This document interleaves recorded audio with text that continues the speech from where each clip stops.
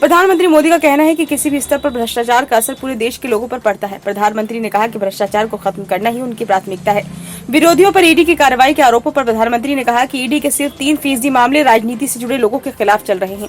एक ताजा इंटरव्यू में पीएम मोदी ने विश्वास जाहिर करते हुए कहा कि लोकसभा चुनाव में भाजपा ऐतिहासिक जीत दर्ज करेगी। अपनी सरकार के पिछले 10 वर्षों की उपलब्धियों में प्रधानमंत्री ने विकास, सामाजिक जन कल्याण और इंफ्रास्ट्रक्चर के क्षेत्र में किए गए कामों को गिनाया। साथ ही जम्मू कश्मीर से अनुच्छेद 370 हटाने और राम मंदिर के निर्माण की उपलब्धियों का भी जिक्र किया। प्रधानमंत्री ने कहा कि पिछले 10 वर्षों में उनकी सरकार की प्राथमिकता भ्रष्टाचार को खत्म करना रहा है। उन्होंने कहा कि भ्रष्ट लोगों के खिलाफ सख्त कार्रवाई जारी रहेगी। भ्रष्टाचार किसी भी स्तर पर हो, ये देश के लोगों को प्रभावित करता है। ऐसे में जो लोग देशों के लोगों की भलाई के लिए खर्च होने वाले पैसे को चुराते हैं, उनके खिलाफ कार्रवाई होनी चाहिए। प्रधानमंत्री ने कहा कि भ्रष्टाचार के खिलाफ लड़ाई नहीं रुकेगी।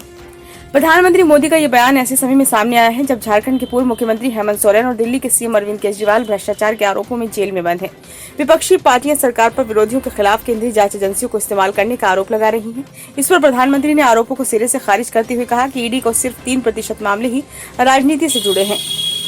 प्रधानमंत्री ने कहा, जिन राज्यों में भाजपा सत्ता में है वहां भी कार्रवाई हो रही है। जो आरोप लग रहे हैं वो सिर्फ वो लोग लगा रहे हैं जिन्हें अपने खिलाफ जांच का डर है। प्रधानमंत्री ने कहा कि साल 2014 में हमारी सरकार बनते ही हमने भ्रष्टाचार के खिलाफ कार्रवाई शुरू कर दी थी। हमने केंद्रीय भर्ती में ग्रुप सी और ग्रुप डी के साक्षात्कार खत्म किए। हमने देश के क्लियरेंस के लिए सिंगल विंडो सिस्टम शुरू कर दिया।